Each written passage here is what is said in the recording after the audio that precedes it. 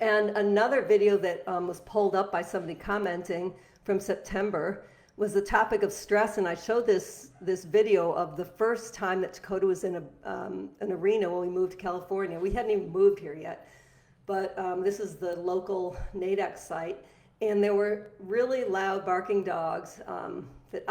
He was the last dog because he was the only dog jumping 20 inches. So by the time he was in the ring, it was over. But prior, the 16-inch dogs were the big barkers. And I had never experienced him the way he was at that trial, but because of the barking dogs, he was visibly nervous. And the way he acted in that ring is a way he has never acted since, because I didn't flood him with the barking dogs. I took time off and brought him back and did things to help him gradually get used to these dogs. And over time, he did get used to them, and over time, they became less barky for some reason. The site was never as bad as it was this one day. Or maybe I remember it worse than it was, and it was never as bad as I thought it was. Who knows? But anyway, the point of this video is to show how what might look like, the handler error. Oh, she was not supporting her dog. That's why he did it.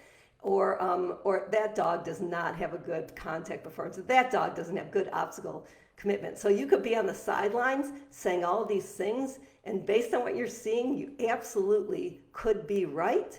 But in this case, you wouldn't be, because what was going on is Takoda was stressed. He was above a good working state in terms of arousal, and it wasn't like positive excitement, it was negative arousal, and he could not perform. So the way I'm handling is the way I normally handle, and he would not pull off obstacles.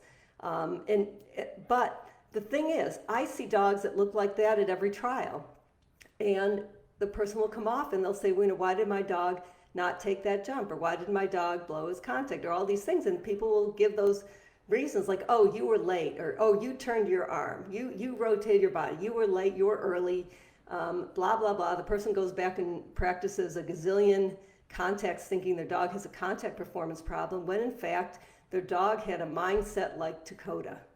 And so again, if you're focusing on the external behavior and you're seeing these things as this is what the problem I need to solve, then you might kind of get a little bit of improvement in the mental state by doing all that training. But I think the time is better spent focusing on the internal state of the dog, helping them learn to cope with stress and finding different ways that you can expose them to the stressors in little chunks versus flooding, and like hitting the core cause. That's the core cause, not all the other things that look like the core cause. So this is the tricky part. Your brain will look at something, a dog will do something, and you'll then go assess that the handler was late, the handler was early. And yes, that is very believable, but it's not always true. So this is the kind of funny thing, that if you really are in touch with your dog when you're trialing and training, instead of consumed by your own feelings of like I'm nervous, I can't remember the course, people are watching me, all those things that take you out of the present moment and into your head about